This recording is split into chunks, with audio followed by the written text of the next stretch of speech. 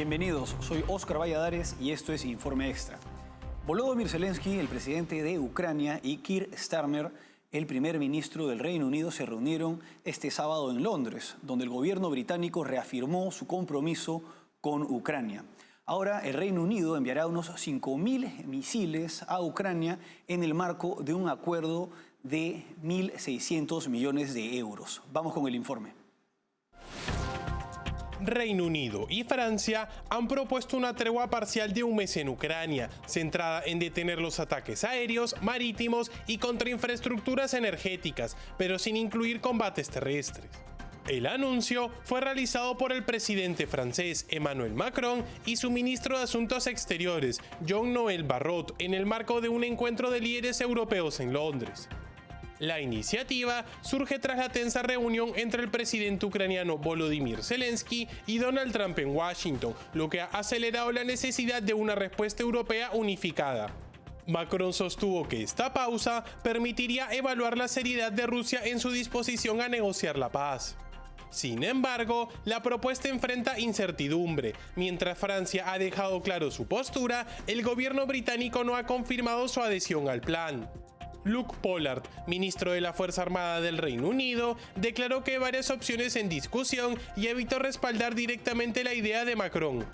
Por su parte, el Kremlin ha rechazado cualquier presencia de tropas occidentales en Ucrania y sigue sin mostrar intenciones de ceder en el conflicto. Este intento diplomático se discutirá en la cumbre extraordinaria de la Unión Europea el 6 de marzo, donde se abordará el futuro de la seguridad europea y el financiamiento de la defensa. La clave será si los líderes europeos logran imponer condiciones que obliguen a Rusia a negociar sin ceder terreno estratégico.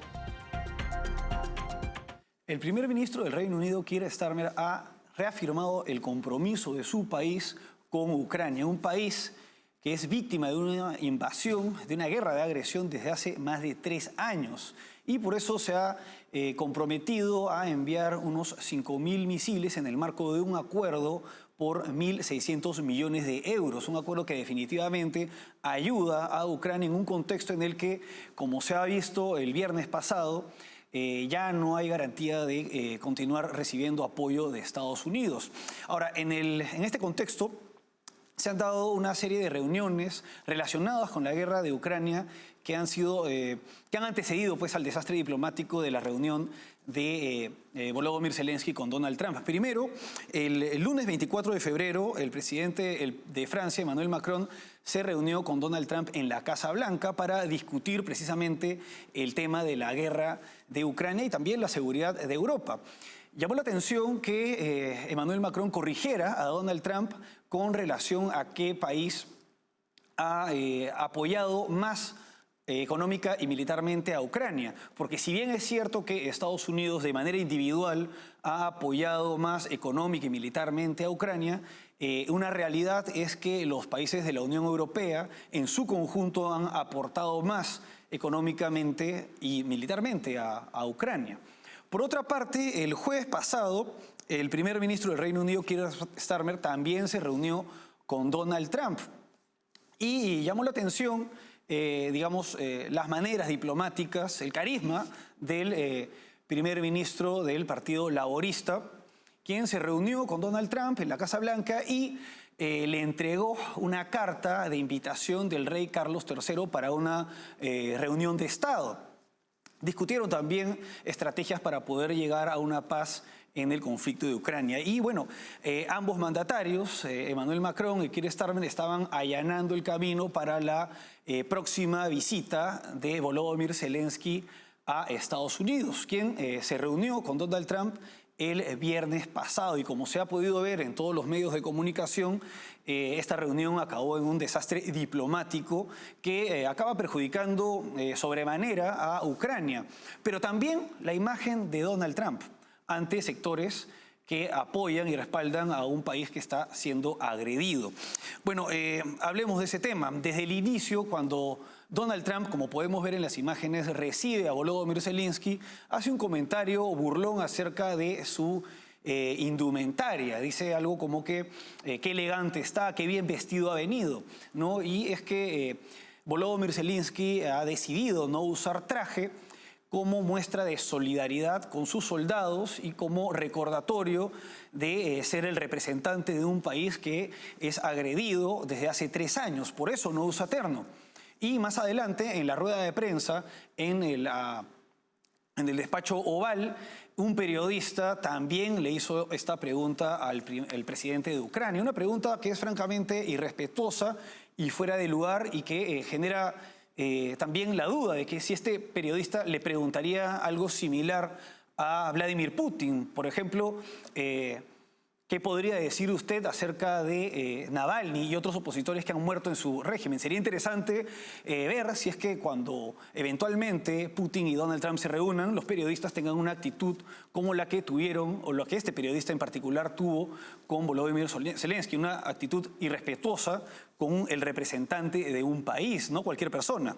Ahora, más allá de esto, el desastre o digamos la pelea estalló luego de que el vicepresidente J.D. Vance hablara acerca de los acuerdos a los que quieren llegar con Rusia, ante lo cual Volodymyr Zelensky señaló que hizo una pregunta totalmente comprensible y legítima, y es ¿qué garantías existen de que Putin vaya a cumplir con los acuerdos si es que Putin ha incumplido más de 25 acuerdos? Es una pregunta totalmente comprensible y es algo esencial para que Ucrania pueda llegar a un acuerdo que implique de alguna manera el compensar a Estados Unidos con su apoyo con recursos naturales y renunciar a poder integrarse a la OTAN. Tiene que haber una garantía de que Putin no continúe avanzando y acabe despedazando y desapareciendo del mapa a Ucrania. Pero esta pregunta legítima fue muy mal recibida por J.D. Vance, quien reaccionó de una manera bastante agresiva, señalando ante todos los medios de comunicación que estaban presentes que Volodymyr Zelensky estaba faltando el respeto a Estados Unidos y que tenía que agradecer a Donald Trump, ¿no? Algo que ya se ha hecho. Volodymyr Zelensky ha agradecido innumerables veces a Estados Unidos, pero la reacción de J.D. Vance era pretender que el presidente de Ucrania se hinque de rodillas y agradezca a Estados Unidos, algo que tampoco corresponde, porque él representa, no es una persona en sí misma, no es una persona individual, él representa a un país, a toda una población, y no se puede esperar que se humille de esa manera. Y la respuesta de Volodymyr Zelensky, evidentemente fastidiado, se veía en su lenguaje corporal, cruzado de brazos, fue decir que Estados Unidos no siente la guerra porque tiene un hermoso océano que lo separa de ella, pero que eventualmente podrían sentir la guerra, ante lo cual Donald Trump lo interrumpió diciéndole que él no es nadie para decir lo que ellos tienen que sentir. Y en ese punto la situación salió de control. Donald Trump y J.D. Vance empezaron a recriminar a Volodymyr Zelensky, a sacarle en cara toda la ayuda recibida, a insultar a Donald Trump, a sus predecesores, a Joe Biden y a Barack Obama, a afirmar que Donald Trump sí es respetado por Putin y por tanto se tiene que confiar en él y así tienen que suscribir el acuerdo que ellos le impongan a Ucrania, que Volodymyr Zelensky no tiene las cartas de su lado y que está jugando a la Tercera Guerra Mundial. Y además sería interesante saber si es que le dicen esto a Putin, quien es el que ha iniciado la guerra, ¿no? Y además de esto hay que tener presente que días antes Donald Trump había llamado dictador a Volodymyr Zelensky, algo que no se sostiene en la realidad debido a que existe una ley, hay una situación especial en Ucrania que imposibilita que se den elecciones, algo que ha sido aprobado por el Parlamento. No se trata de un gobierno de facto. En cambio, en el caso de Rusia, Putin está está desde el 2000 en el poder y es un régimen en el que se asesina a los opositores. Pero en fin, la reunión acabó en un desastre diplomático. Definitivamente Zelensky debió tener más muñeca para manejar la situación, que probablemente fue armada, ¿no? Debió sonreír quizá, reafirmar su agradecimiento con Estados Unidos antes de hablar y tratar de eludir la confrontación en la que finalmente cayó, pisando el palito probablemente, con lo cual Donald Trump dio una imagen ante buena parte de sus simpatizantes de hostilidad hacia el apoyo a Ucrania.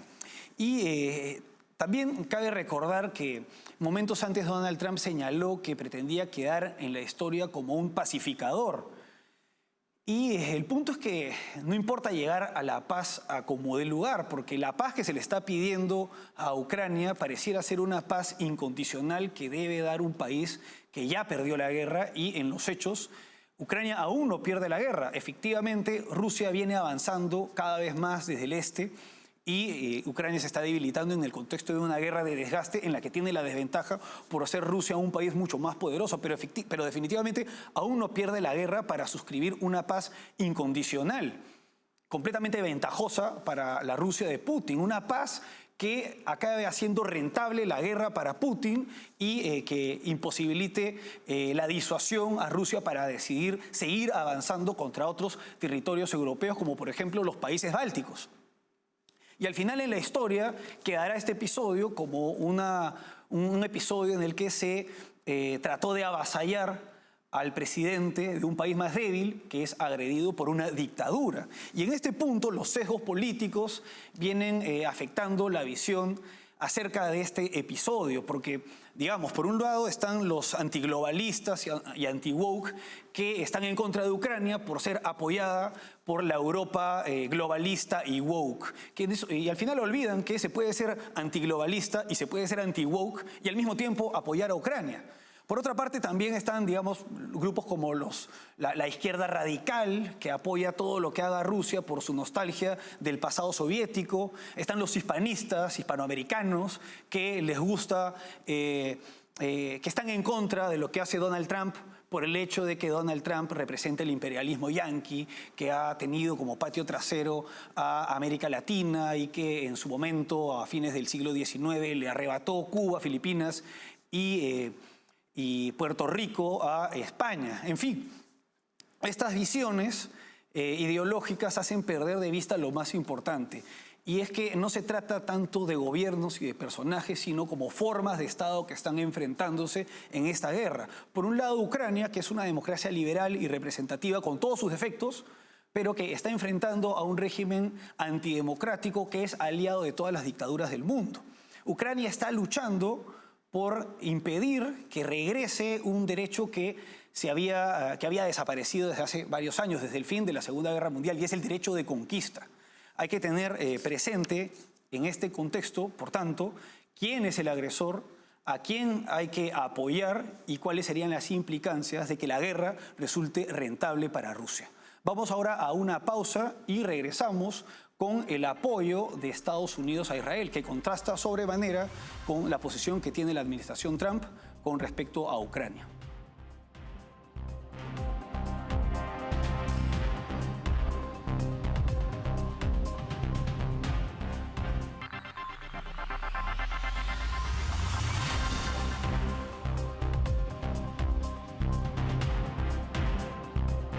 Seguimos en Informe Extra.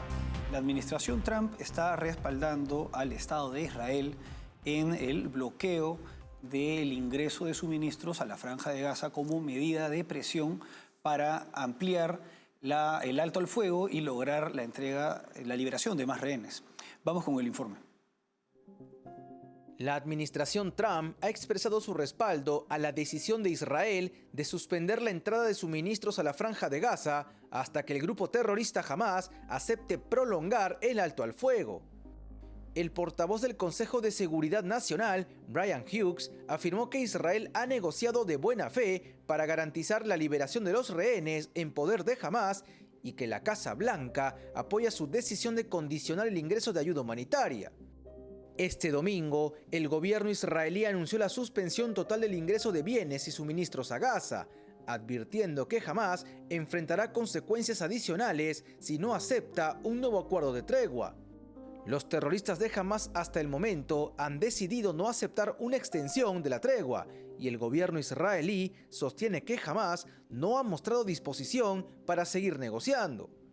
Según fuentes oficiales, la administración Trump ha promovido una extensión de la tregua hasta el 20 de abril, coincidiendo con Ramadán y Pascua, con un esquema en el que Hamás liberaría a la mitad de los rehenes el primer día y el resto solo cuando se acuerde un alto el fuego definitivo. El conflicto se encuentra en un punto crítico, con Israel presionando para recuperar a sus ciudadanos secuestrados, mientras que el grupo terrorista Hamás intenta sacar beneficios de las negociaciones a costa de los rehenes israelíes. Benjamín Netanyahu ha presentado un nuevo plan de alto al fuego para Hamás, ¿no? Resulta que el 19 de enero se llegó a un alto al fuego, pero este alto al fuego era por escalas y se tenía que reanudar e ir avanzando en nuevos acuerdos para continuarlo. Y desde hace un mes esto se ha atrasado. Y con motivo de ello, y alineado con los intereses de su principal aliado, Estados Unidos, Benjamín Netanyahu ha presentado este plan que consiste en la entrega de los rehenes que quedan a cambio de ampliar el alto al fuego y una paz que sería duradera. Pero para Hamás esto dificulta pues, los acuerdos ya pactados y su portavoz, de nombre Mahmoud Mardawi, ha señalado en declaraciones para esta cadena qatarí Al Jazeera lo siguiente, ¿no? Hamás actualmente, ha señalado que él está en contra de la entrega de rehenes a menos de que se cumpla pues, con lo pactado, ante lo cual Benjamín Netanyahu ha declarado que Hamás actualmente controla todos los suministros y bienes enviados a la Franja de Gaza. Está abusando de la población de Gaza que intenta recibir ayuda, disparándoles y convirtiendo la ayuda humanitaria en un presupuesto terrorista dirigido contra nosotros. No lo aceptaremos bajo ninguna circunstancia.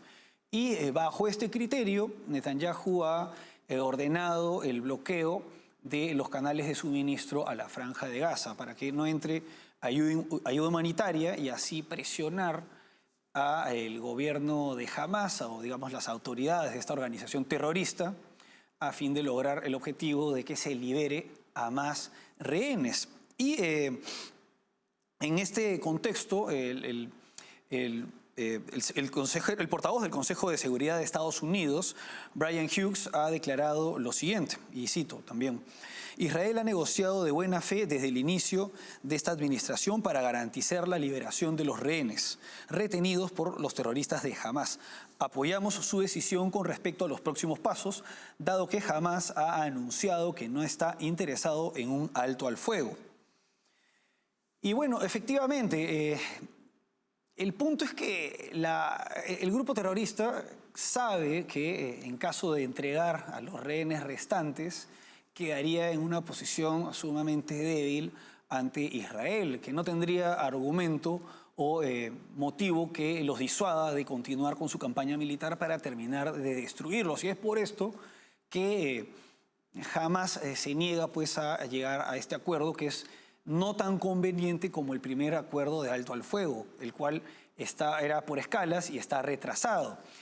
Desde el que se llegó a este alto al fuego se liberaron unos 33 rehenes, incluidos algunas víctimas mortales de estos terroristas. De acuerdo con diversas fuentes, quedarían en poder de esta organización terrorista unos 59 rehenes, de los cuales unos 32 ya habrían muerto, por lo cual habría aún con vida 27 personas que están esperando pues, su rescate desde hace bastante tiempo, desde hace 2 años, más de 2 años.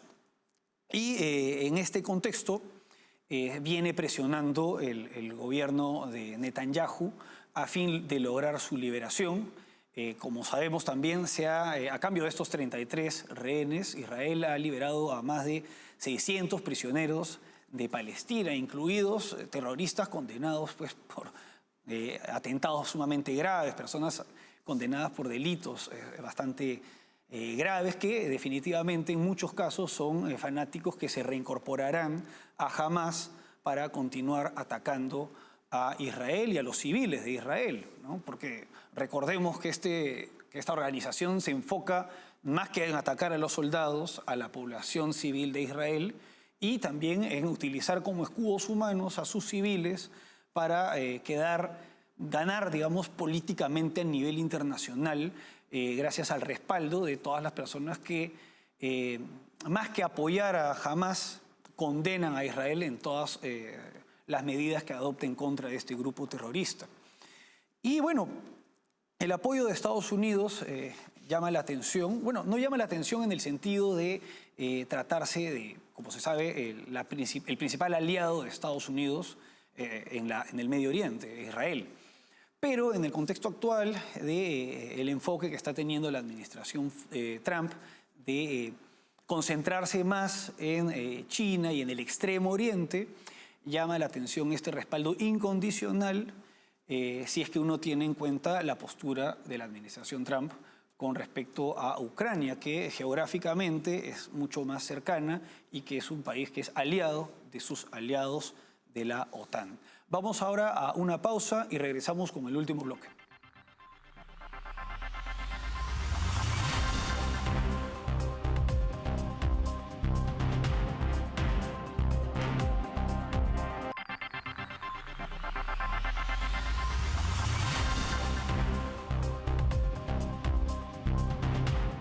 Seguimos en Informe Extra.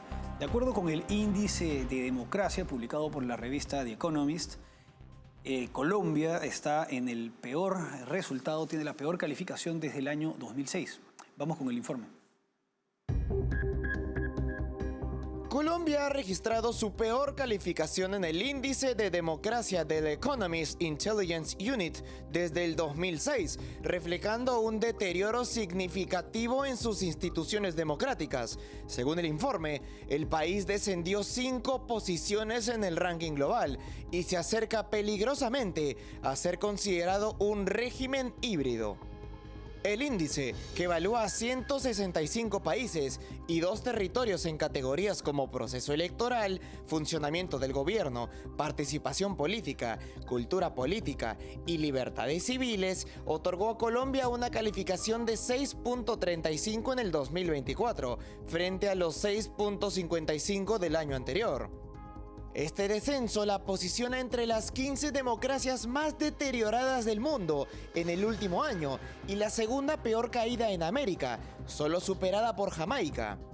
El informe, titulado ¿Qué está mal con la democracia representativa?, revela el declive de la democracia en Colombia como uno de los casos más preocupantes. La combinación de debilitamiento institucional, cuestionamientos sobre la independencia del Poder Judicial y un clima político cada vez más polarizado han contribuido a este retroceso. El país se mantiene aún en la categoría de democracia defectuosa, pero la tendencia a la baja plantea serias dudas sobre su estabilidad democrática a futuro.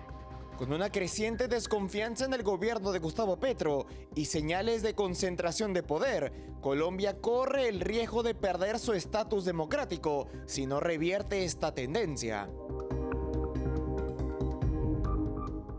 Bueno, la peor calificación de Colombia en 20 años. El 2006, durante el gobierno de Álvaro Uribe, Colombia se encontraba en el puntaje de 6.40. Era el último año de este mandatario y había logrado en buena medida tener éxito sobre los grupos subversivos. A partir de ahí empieza a aumentar y mantenerse el índice, el puntaje de Colombia entre el 6.50, .60 y .70. La mejor calificación de Colombia fue durante el gobierno de Iván Duque. Sin embargo, ahora, con el gobierno de Gustavo Petro, Colombia retrocede. Y bueno, y es importante tener en cuenta los criterios para determinar la calificación, ¿no? Proceso electoral y pluralismo, funcionamiento del gobierno, participación política, cultura política y libertades civiles. Y el problema de Colombia, de acuerdo con este estudio, es que ha retrocedido en cultura política.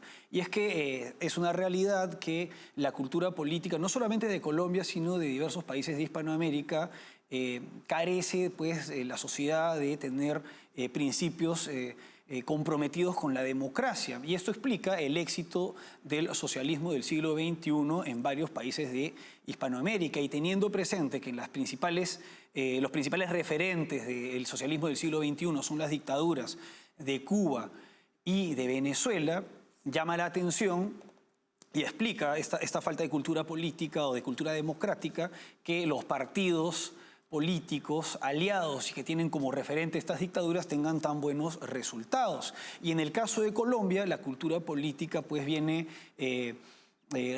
explicando pues esta caída en cuanto a los índices de democracia.